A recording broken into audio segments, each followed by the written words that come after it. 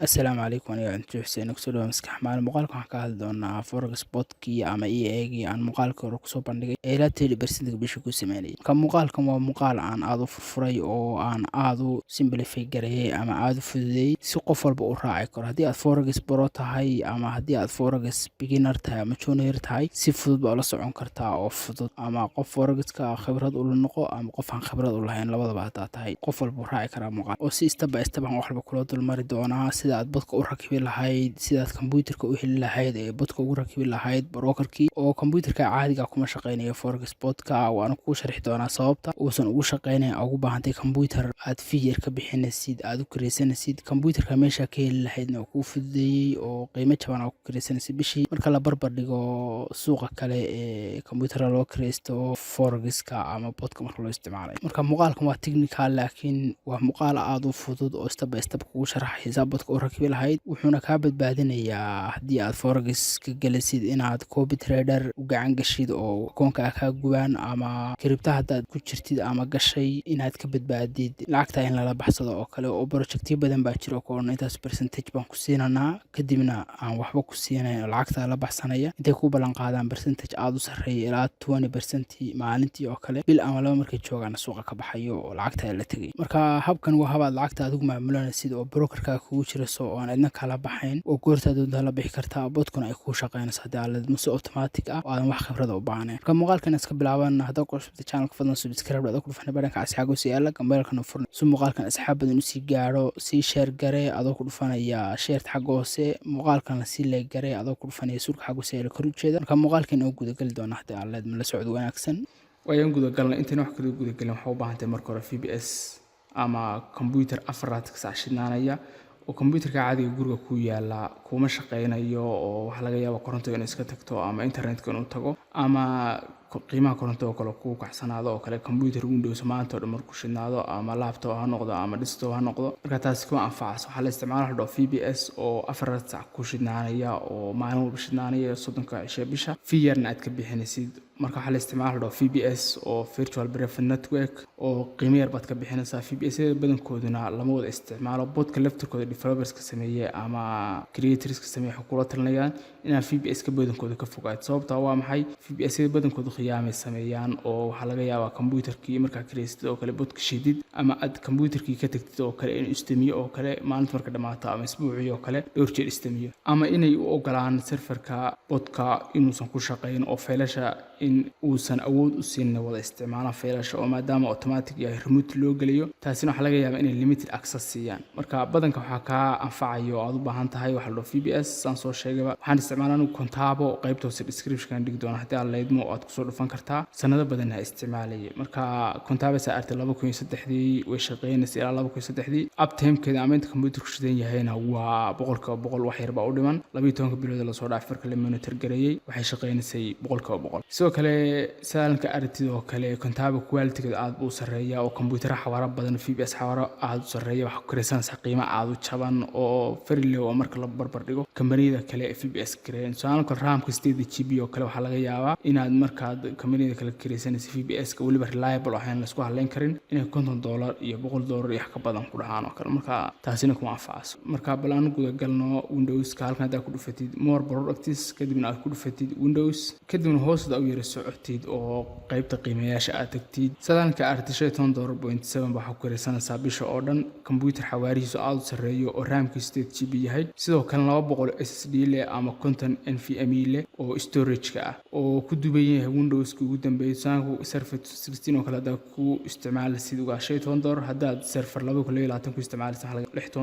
$10 meel aan ku tago. marka waa very simple. haddaad kambaniyada kale barbar dhigtid saan oo kale SiteGround oo kale haddaad barbar dhigtid oo kale waxa laga yaabaa VPS kooda qaali inuu yahay ama Bluehost oo kale. kan oo kale waxa laga yaabaa inay ku dhahaan ilaa $50 meelahaas kale ku dhahaan. $50 waxaad ku kireysanaysaa kombiyuutar very powerful saalka aragtida oo kale. laakiin inaga kaama doonano waxaan doonaa minimal server oo $15 ka soo kireysanaa haddii aad leedahay. marka kan marka timaad wax ku dhuftaa select kadib wuxuu keeni doonaa page san oo kale ah hoos u soco. intaan hoos u socono kan waxaad ka aragtaa inuu yahay cloud VPS ka yahay oo raamkiisa 8GB aysan soo arnay isagoo wax kale oo ku xawaar badan waxa weeye waxa haystaa 4 cores of CPU haysta oo 4 cores buu ku shaqeynaya CPU so aad ba xawaariis u sareynaya marka halka hooseyso kale waxa dooranaysaa bisha aad lacagta u bixinaysid saan comment hada u bixinaysid 3 bilood oo kale daa soo hormarsanaysid adeeg ku jirta 3 bilood oo kale daa doorto kale laga yaabaa inaad markaad VPS ka sida upgrade bisha dambe oo kale ama bisha ku sii xigto oo kale aadan chance u helin ilowdi oo kale maadaama bil walba bixinaysid 3 bilood oo kale daa iska sii bixis waxaad ka hortagaysaa in cilad ku timaado oo kale oo haddana lacagta on time oo bixin oo kale waqtigeeda ku bixin way ka xidhayaan VPS ka daaleen marka 1 month iska dooro laakiin bil walba la soco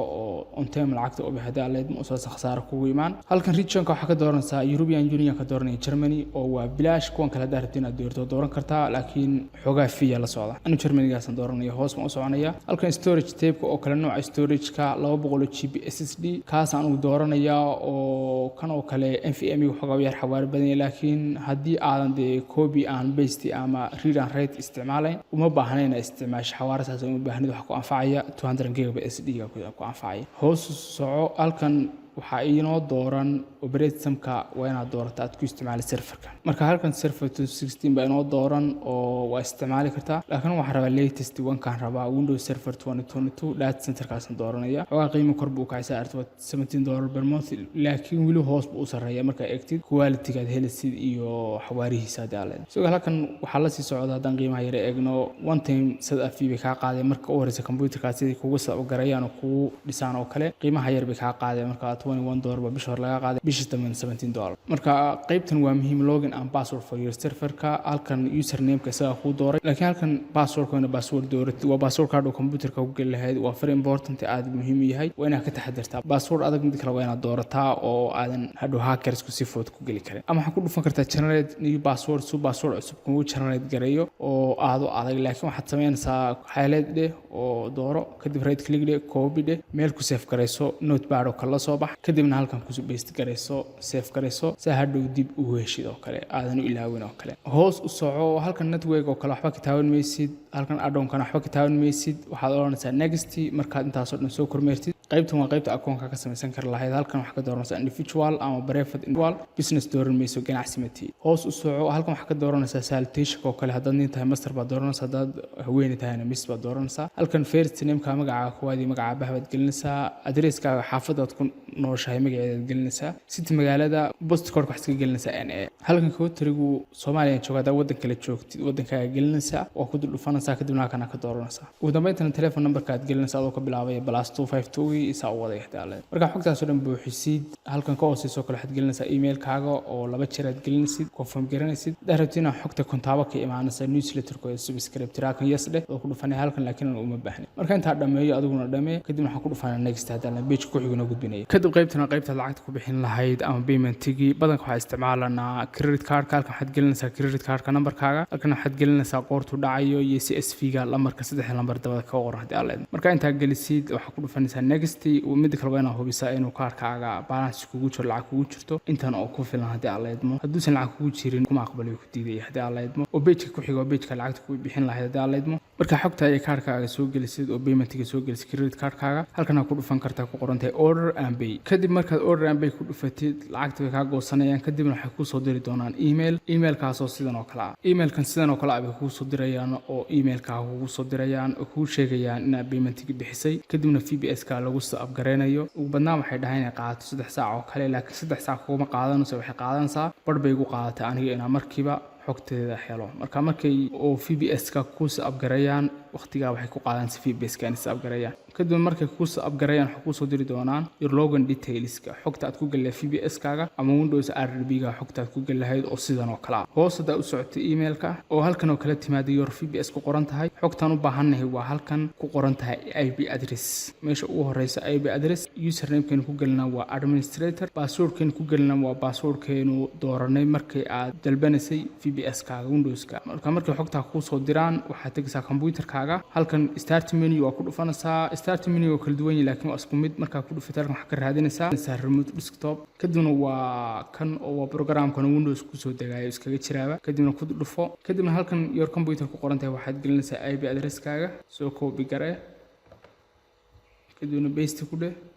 connected dheh ama waxaa ku dhufan kartaa ku qoran tahay options kadibna waxaad gelinaysaa username-ka computerkaaga marka username-kana waa kan copy soo dheh markaa soo copy garaysa halkan ku paste garee kadibna waxaad tiraahdaa connect kadibna wuxuu ku weydiinayaa passwordka markaa passwordka waxaad gelinaysaa passwordkaad dooratay markaad computerka si aad garanaysay oo garanaysay VPS-ka kadib markaa xogtaada gelisid wuxuu kuu saari doonaa daaqad sanoo kale ah waxaad iska tiraahdaa yes oo kugu sheegaya inaad ku xirantid serverkan oo aadan verify garayn laakiin certificate-kan siina wax ku dhufataa yes xogaa marba wax ku xirantay internetka xawaariisa iska sug haddii internetka xawaariisa hooseeyo oo kale isku dayna internet xawaare fiican heshid oo kale ama data isticmaashid si aad serverka ugu xirantid soo kale markaad server ku xirmaysid waa computer meel kale yaallo internetka ayaa isku xidhaya marka internetka xogaa uu fiican yahay haddii kale laagi baa kaa galaya ama culis baa kaa galaya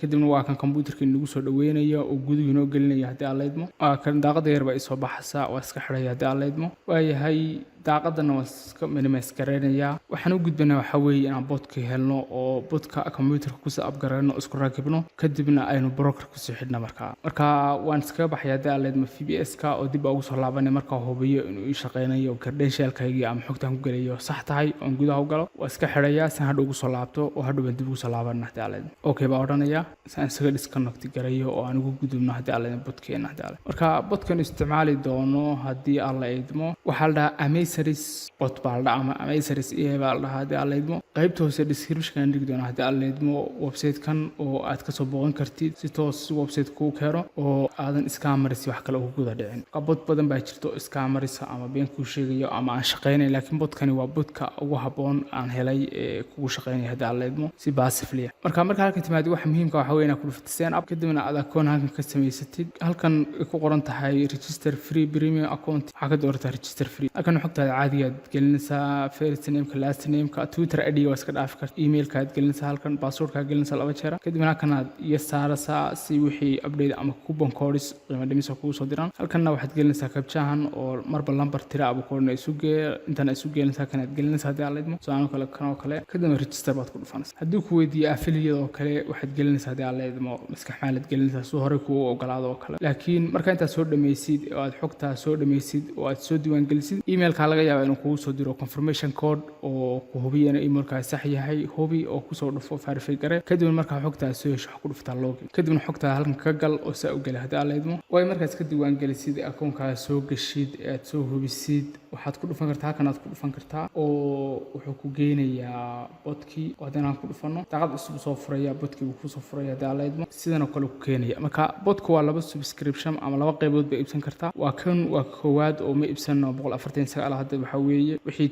toolot ka badan baad ku tirar garanaysaa laakiin toolot kana inagu filan haddii aad leedmo oo $69 waa 70 oo $70 kadibna waxaad ku dhufanaysaa subscribe sideen u subscribe-no bodkana ula soo degnaa oo isticmaalna haddii aad leedmo halkan markaad timaad subscribe kusoo dhufatay wuxuu ku weydiinayaa su'aalahan yar oo kale sidee kusoo heshay bodka xagee naga soo ogaatay iyo coupon code haddaa haystay code qiimo dhimis haysatay halkan aad gelin kartaa tusaale kale halkan waxaad ka gelin kartaa inaad ku qortid oo kale iska xamaale kadibna coupon code-ka iska dhaaftid halkan ku dhufatid yes saa shuruucooda u aqbashid oo terms and condition-kooda u aqbashid submit markaa ku dhufo marka halkan timaad laba hab baad lacagta ku bixin kartaa mid waa PayPal oo Soomaali hadeen PayPal badankeena available nooma aha oo si gaar ah loo sameeyo waqti wax baxsan kalabaadna waxa weeyna cryptocurrency-ga isticmaashid oo kan isticmaal doon haddii aad leedmo fudud haddii aadan cryptocurrency haysan ama akoonkaaga cryptocurrency si loo isticmaalo aan garanayn oo Binance ama exchange kale aadan garanayn si loogu soo shubto lacag waa very simple waxaad isticmaali kartaa Binance halkan intaad timaadid register ku dhufo akoon ka samayso marka akoon ka samaysatid wuxuu keeni doonaa dashboard-kaas oo kale ah kadibna akoonkaaga ku dhufo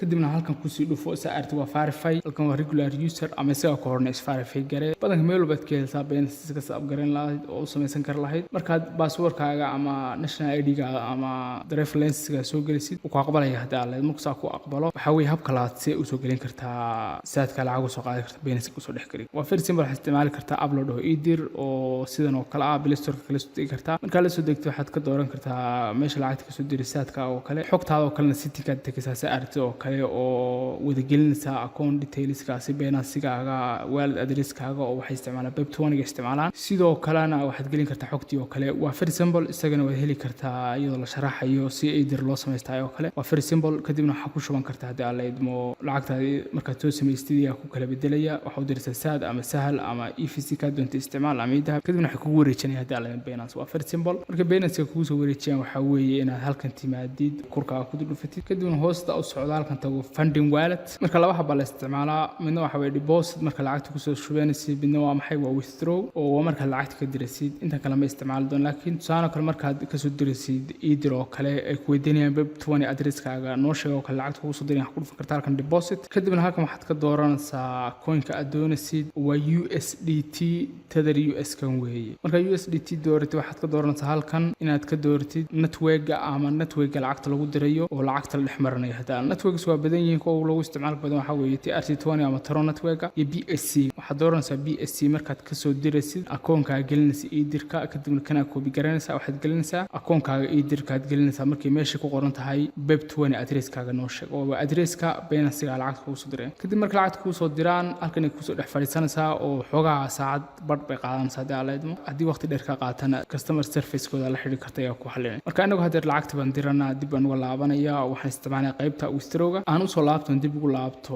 Amazeris dib haddaan ugu soo laabto Amazeris san ku sheego waxaan dooranay cryptocurrency oo waa kalabaad bay with cryptocurrency kadib waxaan oranay confirm kadibna halka network waxaan isticmaalayaa ka ugu fiican oo waxay isticmaali kartaa BSC network oo isticmaali kartaa ama waxay isticmaali kartaa Tron network anigu waxaan isticmaalayaa BSC network aan isticmaalayaa oo Binance network kadibna wuxuu ku siinayaa addresska lacagtayga uu dirisay hadda marka addresskana soo copy garanaya kadib dib waxaan ugu soo laabanayaa Binance kadib waxaan oranayaa withdraw kadib withdraw markaan ku soo dhufto waxaan ku dhufanaa xaggan sare ku qoran tahay withdraw crypto dhinaca sare ee midigta ku qoran tahay la dhinaca ujeeda kadib waxaad dooranaysaa coinka aad diraysid inagu waxaan diranaa USDT baan diranaa waata balance ugu jiro kadib addresskan soo copy garaya halkan ku paste garanaya iska hubi addresska 3 lambar u dambeeya waana ugu horeeya OX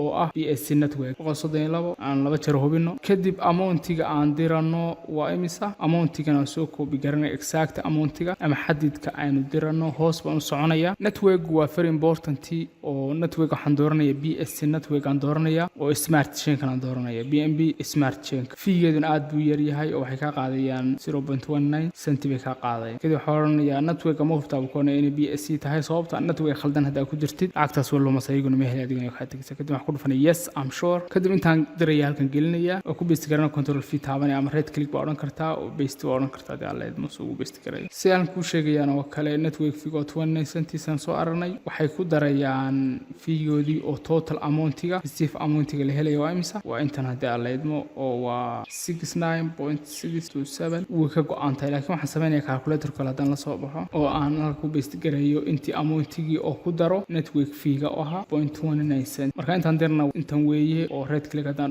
soo copy garay waa 7.2 halkan ku paste garay marka exact amountigii iyagu way helayaan 69.917 kadib Binance-gan tagay hoos baan u soconaya waxaan oranayaa withdraw confirm baa oranaya kadibna waxaan oranayaa continue kadib wuxuu weydiinayaa inaad xogtaadii verify garisid oo authenticator app-ka hadii kugu xiran yahay oo kale oo ku xidho ku oranaya waa inaad ku soo xidhataay oo kale halkan waa inaad authenticator app-kii Google authenticator-ka aad soo degtaa Binance-ga ku xidhna link-koodka waa inaad gelisaa email-kana waa inaad gelisaa kadib halkan aan soo gelinayaa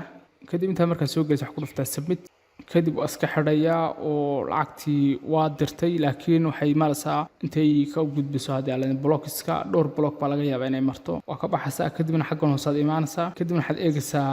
statuskeeda oo saarta awaiting approval haddaan marka la refresh gareeyo oo Binance-ga inuu soo aqbali sugayaan hoosaad halkan hoosaadaan imaado hadda waa processing oo way dirayaan blockiska ka gudbaya hadii aan leeyahay marka inta lacagta ku diri kartidna waa saacad oo saacada weyn aad ku dhameystirtaa hadda 52 daqiiqo hadhay oo markii lacagta ku soo dhacdo automatically soo refresh garanaya oo ku approve garanaya oo gudaha noo gelinaya botkeena waa intaan suganaa inuu payment la confirm garanayo oo subscription-keena la confirm garanayo aynu dolan garisan karno botka waxa soo gudbinaa wax kale u baahanahay oo broker-naad heshid oo ah broker-ka inuu ogolaanay trading suuqa gashid oo forex suuqa trading-ka ku gashid broker-ka ugu fiican ee kugula talinaya waxa la dhahaa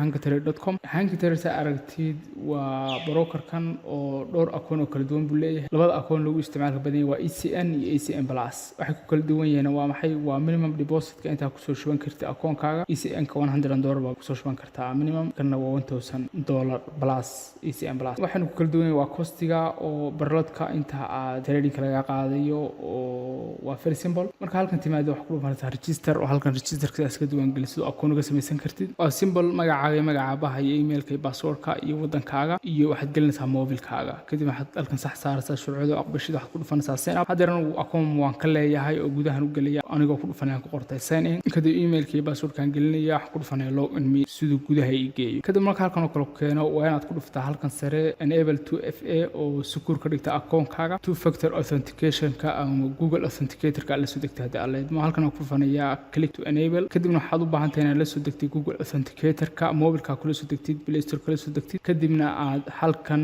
gudaha markaad soo gashid aad ku dhufatid meesha balaaska ee Google Authenticator-ka kadib balaaska markaad ku dhufatid halkan kamarada iskaan garaysid oo soo koodhka ku siiyo aad halkan gelisid kadib waxaad soo copy garaysaa koodhka Hanka Trade oo koodhka soo copy garay kadib markaa koodh gelisay activate saaratid two factor authentication waa activate garanay oo waa extra security layer weeye oo layer saddexaad ama layer labaad baa akoonkaaga saaraya oo haddii la isdhaho la jabsado oo kale waxa loo baahan yahay Google Authenticator-ka wax boqolkiiba secure ma jiraan laakiin security-gaaga kor buu qaaday hadii marka halkan timaadid waxaad u baahan tahay inaad halkan ku dhufatid add live account oo account live ka samaystid oo dhama ma rabno oo si toosan trading-ka u gelinaa profit-kana botku inuu saaraysa hadii marka ku dhufanaysaa ku qortay add live account kadib waxaad dooranaysaa akoonka doonaysid nooc uu yahay saan soo sheegay ECN iyo ECN plus waxay ku kala duwan yihiin haddii aad rabtid inaad tijaabiso $100 ama $200 oo kale tijaabiso ECN-ka dooro haddii aad rabtid inaad wax badan ku tijaabisid ama si toos u isticmaashaan u isticmaalay oo kale ECN plus ka dooran kartaa kuwan kale ma dooranayo maadaama botku inuu kulma talanayo kadib waxaad dooran currency-ga ku trade garanaysid waxaan dooranay USD oo akoonka kaaga soo baxay halkan waxaan ka dooranay FX leverage kan ka dooranaya oo leverage-ka u sareeya kadib waxaan ka oranaya halkan open account kadib open account markaad tiraahdid xogtaada wuxuu kugu soo dirayaa email ahaan buu kugu soo dirayaa waayo marmarka qaar oo kale Hanka Trade oo kale waxa kala kulmi kartaa in uu live account ku sameysmo waayo saalanka aragtid oo kale waxaan la chat garay oo kale live account markuu sameysmo waayay inaan la hadlo oo dhow maxaa ka siiyo live account ku sameysmo waayay oo ma sameysan karo live account marka halkan waxay u sheegtay oo kale haweenadan oo kale Macy Austin apologies waan ka xunnahay xilligan qabado baan wajahanaa la xiriiray inaan sameysan karin live account ama MT4 live account la sameysan karin maadaama accountigani aan rabay inaan la dulmaro oo aan hadir sameeyo oo kale xogaa waxaan sameynaya halkaas muuqaal ku joojinaya waxaan dib u soo laabanayaa markuu live accountigu aan sameysto marban halkan aad kala xiriiraysaa adoo ku dhufanaya kan waxaad gelinaysaa emailkaaga iyo magacaaga iyo saasad u gelinaysaa kadibna message baa halka uga diraysaa hadii aad leedmo si live kula xiriirayaan oo supportigu aad buu wanaagsan yahay si toos ku caawinay marka caqabadaasaan leeyahay hakanay marka dib u soo laaban waxaan hadhay waxa brokerka markaan sameysano inaan isku xidhno galno VPS-kii aan hore soo iibsanay Windows-kii kadibna aan la soo degno bot-ka kadibna aan ku xidhno brokerka hadii aad waxa kale oo iyaduna jira halkan sa aragtid oo kale wali imay soo aqbalin amasaris oo payment confirmation-koodii automatically ma aqbalin iyadana hadii aad leedmo waa laga yaabaa inay ku wajahdo oo kale muuqaalka marka dib isku soo laabana eegi doona hadii aad leedmo iyo waxa ay la dubtay hadii aad leedmo waayo dib aan u galnaa Hanka Trade isaad arkayseen oo kale xoogaa live account-ka mararka qaar wax laga yaabaa dhibaato kala kulantid laakiin dhowr saac ka bacdi aan dib iska diiwaan geliyay oo ay sheegeen aan live account-ka sameyn karo waana ka sameystay wax dhiba maalle marka waxaan ku tusi doonaa si live account-ka u sameysan lahayd iyo xogta u heli lahayd kadib waxaan gudbi doonaa si aad brokerka MT4-ka wala soo tegi lahayd waxyaalahaas oo dhan marka halkan login haddaan ku dhufto kadibna akoonkay Hanka Trade baan gelayaa login me baan ku dhufanayaa saan gudaha ugu galo sidoo kale halkan remember me haddaad tiraahdo akoonka ku xasuusnaanay haddaa computer kaliya iska isticmaashid remember me waa iska dhufan kartaa kadib wuxuu weydiinayaa Google Authenticator app-ka weydiinayaa inaan geliyo kadib Google Authenticator app-kan soo furayaa waana gelinayaa markaan gelinaya waxaan ku dhufanayaa submit kadib waa kan akoonka keenay marka live account u sameystay waxaan ku dhufanaysaa add live account si adigu aragtid waxaan sameystay live account laakiin waan kula dulmari doonaa shalay baana badankeeda si sharxay iyo saad soo diiwaan gelinayd marka halkan waxaan ku dhufanaysaa ECN plus baad dooranaysaa hadaad 1000 minimum gelinaysid haddii kalena ECN baad dooranaysaa haddii aad rabtid 200 ama 100 na ku tijaabiso hadii aad leedmo oo aad tijaabisid brokerka iyo botku soo shaqeynayso inta aadan lacag badan dhex gelin kadib currency-ga waxaad ka dooranaysaa USD leverage waxaad ka dooranaysaa 500x baad ka dooranaysaa kadib waxaad ku dhufanaysaa open account markaad ku dhufato waxaa kuu soo baxaya xogtii MT4-ka aad ku geli lahayd sidoo kale xogta waxay kugu dirayaan emailkaaga oo waa kan emailkii u soo diray terminalka isticmaali doona ama programka isticmaali doona waa maxay MT4 2024 login-ka tan ku galay waa kan ID-ga sidoo kale password-ku waa kan server name waa maxay waa hanka trade marka aan u guda galna hadii aan la bot-ki iyo wixii dhan soo xulay sidoo kale shalay waxa arkay amaysari soo kale dib kala kulmay dib ugu soo laabtay iyadana halkan login baan ku dhuftay oo dib u soo galay hadii akoonka ka baxday oo kale kadibna waxa ku dhufanaysaa ku qorantay account ee dhinaca midigta yaala order ka sokeeya kadibna waxaad u baahan tahay inaad dhowr saac sugtid ugu badnaan saacad 2 saac oo kale ugu badnaan qaadanaysa markii ay ku soo aqbalaan oo kale halkan ay kugu soo darayaan subscription-kaaga oo aniga sa aragtid waa ka subscription-kaygu halkan may subscription ku qorantahay hadaad eegtid waa kan aan la soo degi karo hadii bot-ka iyo waxa soo dhan marka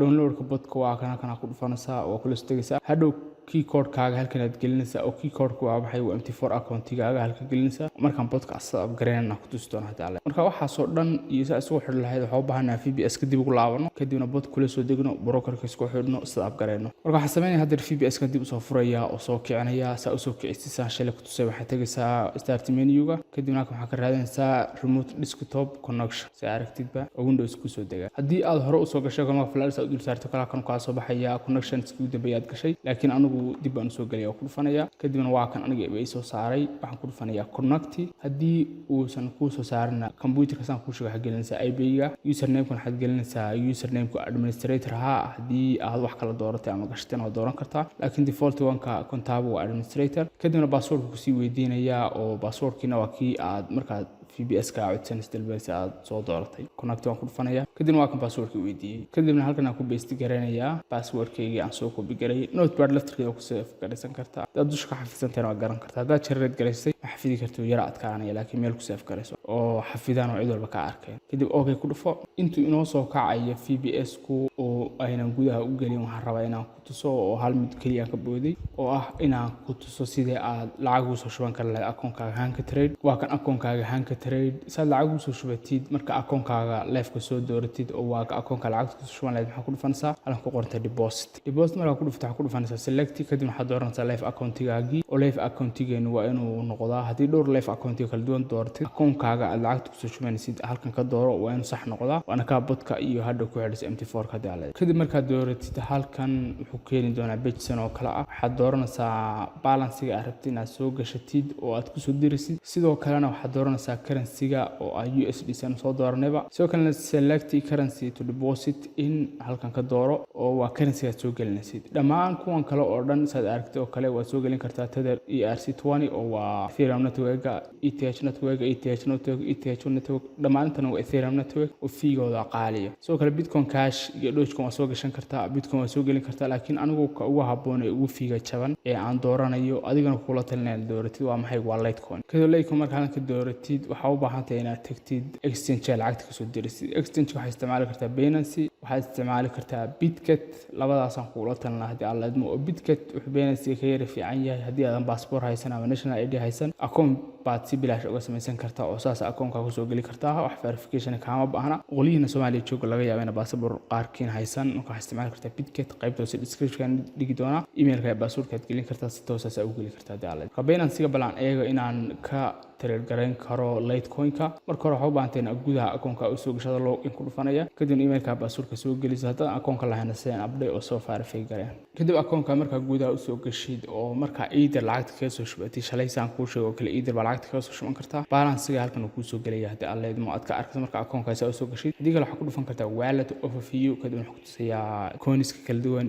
iyo hadhaaga kala duwan haysatid kadib marka inta soo gashada Litecoin ugu bedeshid ma hubo inaan Binance Litecoin ugu bedeli karo laakiin balan eegana u bedeli karo Binance convert ku dhufo hadii Binance inoo shaqeyn waayo waxaan wareegaya hadii aan Bitget oo balance u wareejinaya kadibna xaggaas aan ka soo diray hadii aan Litecoin kadib halkan waxa ka dooranaysaa from-ka waxa ka dooranaysaa halkan ku dhufanaya icon-ka dushiisa currency-ga rabtid inaad bedeshid oo ta balance-ga aan rabo inaan u bedelo LTC-ga ama Litecoin kadibna halkan hoose ee tu ku qoran tahay waxaan u bedelayaa LTC oo Litecoin kadib halkan enter amount ku qoran tahay waan gelin karaa laakiin waxaan ku dhufanayaa halkan balance-gayga hal mar hadaan ku dul dhufto automatically siga u gelinaya hadii aad leedahay kadib waxaan oranayaa preview conversion kadib waxay soo baxaysaa inta LTC aan helay Litecoin 14.6 LTC baan helay kadib waxaan ku dhufanayaa convert waa inaan si dhaqsi ah ugu bedeshaa hadii aad leedahay convert baan ku dhufanayaa isla markiiba si automatically ugu bedelaya hadii aad leedahay marka hadda waxaan haystaa Litecoin baan haystaa waxaan ku dhufanayaa okay kadib hadda waxa la soo gaaray xilligan aanu Litecoin ka qaadi lahayn una dir lahayn ka trade account-iga gelin lahayn. Kadib xagga sare aan imaanaya wallet-ka,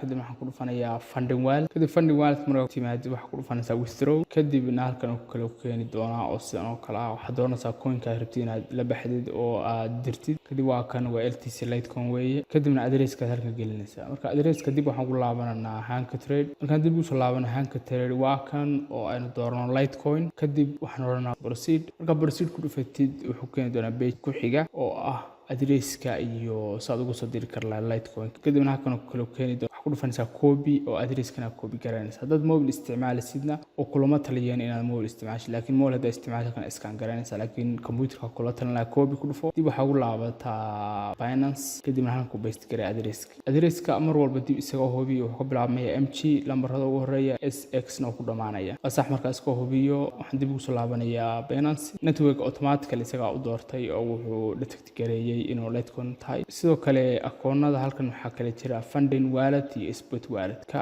kugu jirto balansigaagu dooro. ka dooratidna xaranaysaa magas baan ugu oranay wuxuu dhammaan la wada baxaya. laakiin hadda rabtid inaad qayb la baxdidna halkan aad gelin kartaa qaybta la baxs. markaan dhammaan wala wada baxaya waxaan withdraw. sidoo kale haddaan yara xidha halkan oo kale halkan waxaa aragtaa inay fiigeedu aad u jaban yahay waa 0.001 aad bu fiigeedu u jabay. marka waxaa ku dhufanaysaa withdraw. kadib waxaa ku dhufanaysaa continue. kadib halkan uu ku verify garanayaa akoonka inaad qofkii lahaa tahay saad lacagta u dirtid. emailka halkan authenticator app-kaad soo gelinaysaa Google authenticator-ka aad koodhka soo gelinaysaa. halkan emailkaad gelinaysaa. marka waxaa ku dhufanaysaa get code saad emailka ugu heshid koodhka. kadibna koodhkan soo copy garanaya emailka halkan aad gelinaya. authenticator-kan dambaysanaya sababta isagoo markiiba is refresh gareynayo koodh cusub soo saaray.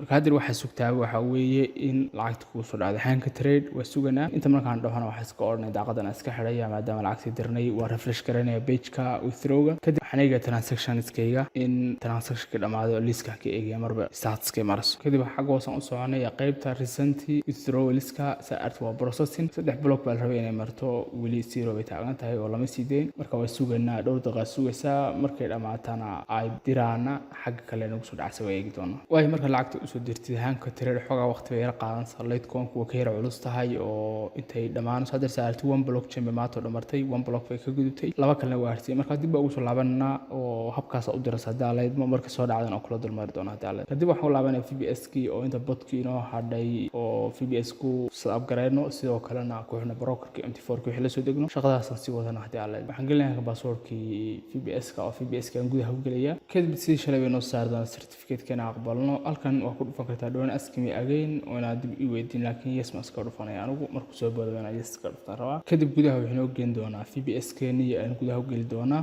waxaan soo furay browser-ka Edge saan ula soo degno bot-kii iyo u booqano website-koodii sidoo kale Hanka Trade u booqano website. marka halkan oo kale inuu setup ku dhaho waxaan ku dhufanayaa start without your data continue without this data. kadib waxaan oranayaa confirm started browsing. browser-kii inoo shaqeeyo waxaan ku qorayaa halkan oo description-ka inay dhiga Hanka Trade iyo amazing website labada halkaas ka soo dhufanaysa halkan ka soo booqan kartaa daalad. markaan hadda waxaan booqanayaa website-kii bot-ka marka hore. kadib intii soo kacay daaqada ku xigta waxaan ka booqanayaa Hanka Trade website-kii oo qaybta hoose description-kan isagana waan ku dhigay. kadib Hanka Trade gudaha u gal akoonkaagii xogtaadii geli. kadib xogtii waxaad gelisaa koodhkii Google authenticator app-kii. kadib submit dheh. halkan duu ku weydiiyo xogtaas save gareyso waa iska dhaafaya ma save gareysanayo. ka gudaha u soo gasho hortayna eegna lacagta soo dhacda ku dhufanay deposit. kadibna deposit history. kadib sa aragtid deposit-keena way nagu soo dhacay oo amount-gii waa kan waa proof oo la soo aqbalay 1336.89 oo halkan recent more lacagta lagu bixiyay iyo approval-ka iyo akoonka lagu shubay oo ah live trade account-gaaga waa MT4 way. marka intaas soo dhameysid lacagtiina ku soo shubatid waxa soo dhameysid waxayna waxa weeyaan la stogno MT4 trading terminal. halkan ku dhufanaysaa trading terminal ee qaybta bidixda section-ka yaala. kadib waxaad ka dooranaysaa MT4 desktop oo kuwan kale ma isticmaali doono. sidoo kale markuu kuu soo dego oo soo laaban doona hadii alla idmo waxaan tagi doonaa website-ka Amazeris isagana waxa ku dhufanaysaa login oo akoonkaaga bay isagana gelaysaa hadii aad leedahay kadib marka akoonkaaga gudaha soo gasho waxa ku dhufanaysaa halkan account ku qoran tahay kadib account marka soo dhufatid waxaad ku dhufanaysaa halkan ay ku qoran tahay download linki and key codes meesha ku hooseysa ee halkan ay ku qoran tahay AUT bot USD silver iyo 68 access halkan linkigan ku dhufaa hadii aad leedahay kadib marka ku dhufato waxa ku soo degi doona botkii waa soo furaya ama halkan iconka yar ku dhufanaya ama waxaad tagi kartaa halkan hoose ee file explorer-ka oo ka soo furi kartaa hadii aad leedahay haddaan ku dhufto file explorer-ka kadibna aan tago downloads waa kan hanka tirar MT4 account-igi iyo amazeris baa horta extract karana anoo right click oranaya kadibna waxaan ku dhufanaya extract all kadib waxaan oranaya extract mar kale kadib wuxuu noo sameeyaa folders oo kale caadiya marka waa kuwan botkii oo folderadan oo dhan meel baa ku copy garanaya ku paste garanayna laakiin wuxuu kaloo ku siinayaa PDF kan oo aad raaci karto haddaan PDF ka soo furno waa step by step buu kala dul raaci doonaa haddii aad leedmo iyo soo shaqeynaysa artbotkan daily ama monthly ama weekly waa la update gareeyaa update-kiisa ugu dambeeya bisha 14-keedii 2023 waxaan soo baxay version 2.15 oo ilaa version-kii labaad baa la waday oo zero ka soo bilaabay mid walbana wuxuu ku tusayaa ciladaha iyo waxa la xaliyay waxa lagu daray marka inaga halkan waa akhrisan kartaa laakiin saad botka ugu tirar galeen lahayd iyo waxa surankana ka akhrisan kartaa waana kula dul mari doonaa leverage-ka iyo trading size-ka saa u dooran lahayd margins-ka oo ku tusi doona haddii aad leedahay marka talaabooyinka raaci karta tusaale kale MT4 account setup-ka saa u soo gareyn lahayd isa ula soo degi lahayd waayahay marka hore aan MT4-ka setup gareyno haddaan dib ugu laabto folder-kii kadibna aan downloads ku laabto kadibna aan laba jeer ku dhufto hanka trade MT4 setup-ka kadibna aan next dhaho iska sugo intuu installation-ka wado kadib markuu dhameeyo wax ku dhuftaa finish kadib wax ku soo baxay daaqadan oo kale ah MT4-ka soo kacay ku qoran tahay open an account waxa ka doortaa halka ku qoran tahay hanka trade live marka doorato waxa ku dhuftaa next waa account live aan lahayn kadib waxa ka doorataa exist trade account kadib halkan waxaad gelisaa MT4 account-kaagii iyo password-kiisii kadibna waxa ku dhufanaysaa finish marka soo gelinayaan wada aleedmo oo email-kaaga ka heli kartaa sidoo kale haddaad rabtid inaad minimize gareysid VPS-ka waxa ku dhufan kartaa xagga sare haddaad falaadha dulgeysid hadday kaa qarsoontahay falaadha korsaa ugu yara qaad marka xagga sare tagtid meesha minimize ku qorantay ku dhufo oo haddii kaa qarsoontahay waa laga yaabaa oo qaybta section-kaasi ku muuqan oo minimize-ka daaqadda minimize gareysid kadib halkan waxaan ku paste garanayaa live account-kii number-kiisii kana password-kaan gelinaya password-kaan soo copy garanaya kana ku paste garanaya markaan ku paste garaya waxaan ku dhufanayaa finish sidaad aragtid xaggan navigator-ka xaggan bidixda waa kan haka tir account-gaygii aan soo galay waliba wuxuu muujinaya magacaygii iyo inta balance igu jirta hadaan falaadha dul saaro marka iska hubi inuu account-kan yahay account-kaaga hanka tir live account-gaaga trading-ka MT4-ka ahaa kadib waxaan u guda geli doonaa inaan botka setup gareyno marka botka intayna setup gareyn waxaad ku dhufanaysaa halkan ku qoran tahay tools kadib waxaad ku dhufanaysaa options kadib waxaad tagaysaa EA ama expert advisor kadib waxaad oranaysaa allow automated trading maadaama botka automatically ugu tirar garanayso halkan allow dheh kadib okay dheh waxa labaad ee ku xiga waxa weeye PDF-kan ku sharxaya waa tools baad tagaysaa marka waxaad ku dhufanaysaa option kadib waxaad ku dhufanaysaa trade marka ku dhufato waxaad dooranaysaa one click trading dooro kadib daaqadan aan ku soo boodayso ku oranaysaa warma hubtaana one click trading-ka ogolaanaysid oo cid kale awood siinaysa in account-ka trading ku samayso automatically kadib waxaan oranayaa I accept these terms and conditions oo aqbalay anoo halkan box-kan yarka sax saaraya kadib waxaan oranayaa okay kadib marka la oranayaa okay inta markaa soo dhameysid oo inta aad soo farsamaysid waxa xiga waxa weeye in aad tagtid xaggan sare ee ah market watch-ka daaqadan market watch-ka markaad tagtid meel bannaan ka alay kadib right click dheh kadib waxaad ku dhufataa show all markaa kusii dhufatid waxaad tagtaa xaggan sare daaqadan yare balaaska meesha koonaha ugu xigta haddaad falaadha dulgeysid meesha yar u hooseysa ku dhufatid left click kadib hoos u soco waxaad ka raadisaa meesha ay ku qoran tahay forex HKT marka forex HKT markaad dooratid oo waxa u baahan tahay hanka trade wuxuu leeyahay euro USD bear u gaar u leeyahay marka sidaad aragtid waxaan ka raadinayaa euro USD kada waa kan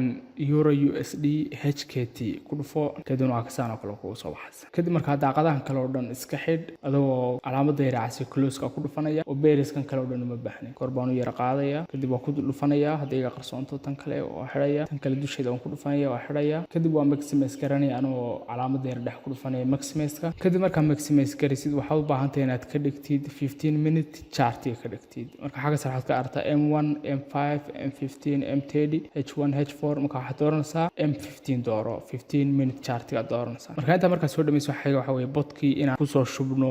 MT4-ka kadib aan ku tirar garano markaasaa MT4-ka ugu soo shubtid faylasha botka waxaad tagtaa halkan ku qoran tahay file kadibna waxaa ku dhufa meesha ku qoran tahay open data folder kadib sidoo kale ku soo baxaysa config history MQ4 profiles template marka waxaan u baahanaa dib ugu laabano downloadski mar kale halkan amazeries waa anagii extract garanay faylasha amazeries waa kuwan dul tag kadib dooro waa kuwan marka xaggan waxay nooga furan mt4kii data folderkii marka haddaad tagtid mql4 laba jeer ku dulfatid waxaa kuu soo baxaya folder sidan oo kale ah marka haddaad amazeries dib ugu laabatid maxaad aragtaa experti oo folderka koowaada folderka expertis fur waxa la wixii gudihiisa ku jira right click dheh ama waxaad oran kartaa control c si kugu soo copy garee kadib soo copy garee kadib waxaad tagtaa mql4kii oo folderkan soo furnay waxaad ka sii gashaa folderka experts ku qoran tahay kadib halka ku paste garee right click dheh paste dhado meel bannaan right click oranaya halkaas oo kale bannaan waa right click oranaysa kadibna paste baa oran kadibna dib baan u laabananaa dib falaadhan dib ku dhufanayo waxaan dib u laabananaa mar kale expertiskii ama amazeries folderka downloadska yaala dib ugu laabananaa folderka oo copy garanay waxaan teganaa indicators waxa la wixii indicators ku jira oo copy garan adoo taabanay control a ama waxaad taaban kartaa adoo falaadha jiidaya ku jiidaya control a hadda isla qabto automatically kuu dooranayo highlight oranaya right click dheh adoo falaadha dul saaraya kadib copy dheh kadib waxaad ku laabataa folderkii mql4kii ee ahaa mt4ka folder data kadib markaad dib ugu soo laabatay folderkii haddii folderkan aad mar walba weydid maxaad dib uga soo laaban kartaa haddaan iskaba xidho waxaad tegi kartaa file kadib waxaad ku dhufan kartaa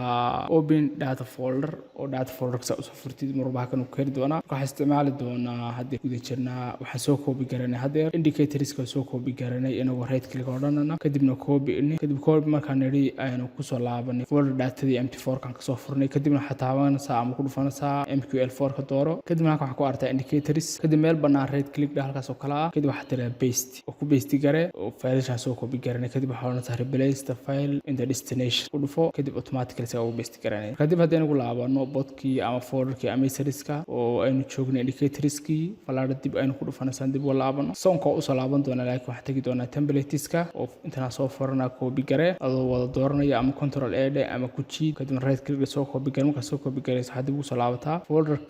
folderkii aan kasoo furnay mt4ka oo ahaa folder datadii dib baa uga laabanaya kadib dib baan uga sii laabanaya kadib waxaan soo furay ku qorantay templates kadibna halkan aan ku paste gareynaya kadib markaan ku paste gareeyo intaasay ku dhan tahay waxaa ku xiga waxaa weyn aan u gudubno soonkii ama codkii waayahay daaqadda waan iska xidhaya oo shaqadii waan ka dhamaystay folder datada waxaa inoo hadhay waxaa weeye soundskii ama codadkii dib baan u laabanayaa anoo jooga downloadskii amazeries bot folderkii kadibna aan kasoo furay halkan aan joogo kadib waxaan soo furay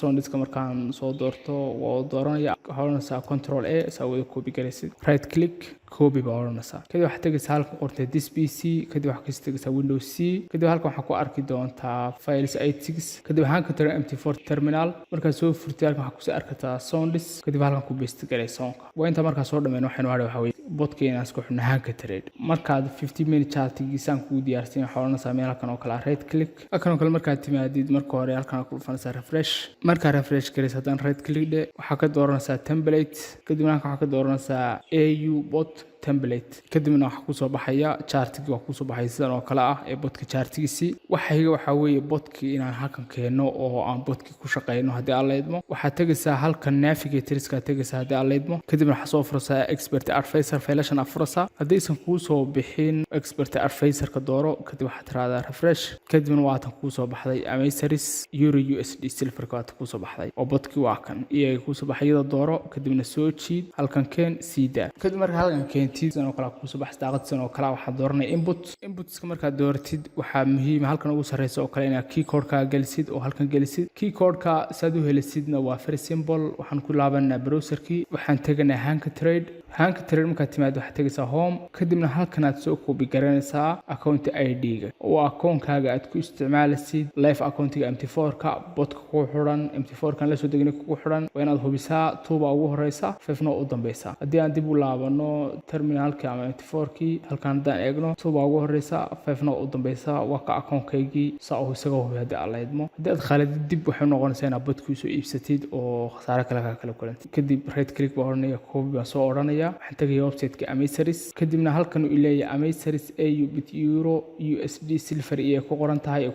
enter iyo MT4 account halkan falaadho ku dhufanaya right click baa oranaya paste baa oranaya ka tuuba ugu horeysa 5 oo dambaysa kadib waxaan oranaya get my key code kadib ma hubtaa ku leeyahay inuu akoonkaaga MT4 account-kaaga yahay oo saxda yahay kadib are you sure buu oranaya kadib waxaan oranaya haa waa okay baa oranaya kadibna wuxuu ku generate garanaya key code-kii iska suginta ku generate garanayo waa kan ii generate gareeyay key code-kaygii waa highlight garanaya dhamaantii ama inta meesha dulgeeya control A oranaya markaan highlight gareeyo right click baa oranaya copy baa oranaya ka copy dhaho waxaan ku soo laabanaya terminalkii halkana right click oranaya ama control V baa oranaya ku paste garanaya laba jeer ku dhufanaysaa value-ga sidii kugu soo baxo aad u gelin kartid kadib right click baa oran kartaa paste baa oranaysaa marka inta tiraahdid hoos baa uga soconaysaa waxa muhiimka waxa weeye inaad dooratid trade amount-iga ama inta ku trade garanaysa daaleed marka trade amount-igu waa hadaan dib u laabano oo aynu soo furno PDF-keeni soo kicino soo furno PDF-kii da courier socotid halkan oo kale trade amount-iga kugu sheegaya margins-ka kula talinaya saan oo kale hadaad $50 ku trade garanaysid waxaad doorataa 0.03 oo bibkiiba waa 30 cents baa keelaysa saan oo kale 100 ku trade garanaysid waxaad doorataa 0.05 50 cents per bib soo kale $70 inta boqolka u dhaxaysa weey laakiin saan oo kale daan doorto 1.0 ama 1 doorto halkan oo kale waa halkii bib waa $10 sidoo kalena waxaan inta ku trade garan kara waa hadii akoonka ay kugu jirto 1000 ilaa 2000 oo kale markaan waxaan dooranay 1.0 baan dooranaya halkaas aan ka dooranaya daaleed marka akoonkayga baa imaanaya marba amount-iga ku xirantay halka ka eeg markaad soo dooratid waxaad dooranaysaa gelinaya hal baan gelinaya waxba kuma darayo kadib hoos baan uga soconaya sidoo kale waxa xusid madalka ku qoran tahay font row spacing dadka qaar baa kala kulmaan 0 hadda doorto kale error wax kala kulma laakiin halka waxaad ka gashan kartaa 95 waxa kale aan ka ilaalinay live trade mode-ka waa inaad tiraahdaa laba jeer ku dhufataa kadib inaad tiraahdaa true sidoo kalena halkan marka la bedelo oo ah inta aan ku trade garanay trade amount-iga kadib hoosta u socdo halkan ahayd font row spacing 95 doorto kadibna okay dhaho marka hadda si sax ah ku soo baxaya hadda leedmo oo live trading-kii toos ku soo saaraya wax walba si caadiga ah ka dhigaya oo gaadaan dhaho waa kan live trading mode on amount-iga ku trade garanaya waa one way inta kala xogta kala ku siinaya waxa muhiimka waxa weeye xagga sare geeska active ee ku qoran tahay amas au AU bot euro USD silver EA weena kaas waxa wajiga yare emojiga yare qoslay marka hadda wax walba ku soo upgrade yihiin weena hubisaa inaad si automatic trading-kaada ku dhufan tools-ka options-ka kadibna halkan trade-ka tiraahdo automatic soo kale expert advisor-na aad tiraahdo alowga tiraahdo kadibna okay tiraahdo daaleed marka intaas botkiisa upgrade tahay hadda shaqo kale kuma taalo waa inaad ka hubisaa MT4-kaaga profit-ka halka trade-kaaga gasha soo kale la socotaa wixii ku soo kordhay daaleed sidoo kale Play Store-ka kala soo degi kartaa MT4-ka oo ku soo shuban kartaa mobile-kaaga halkaas kala socon kartaa trading-ka waxa muhiimka waxa weeye rabtiin ogaatay hal mar bay maalintii oo dhan galaysaa hal trade bay galaysaa botku inta kale suuqa haduu xiyay ma galayso sidoo kale waxaan sameyn doonaa muuqaalo aan ku monitor gareyn doono kula socon doono profitability-ga iyo si botku u socota daaleed marka muuqaalka intaas ku soo afeeranaa da ku cusub channel fadlan subscribe hadii wax soo qabto qaybta comment ka dhig hana ilaa muuqaalkan la tirahad asxaabta la sii wadaagtay inta muuqaalka xukun doono. Assalaamu calaykum warahmatullahi wabarakatuh.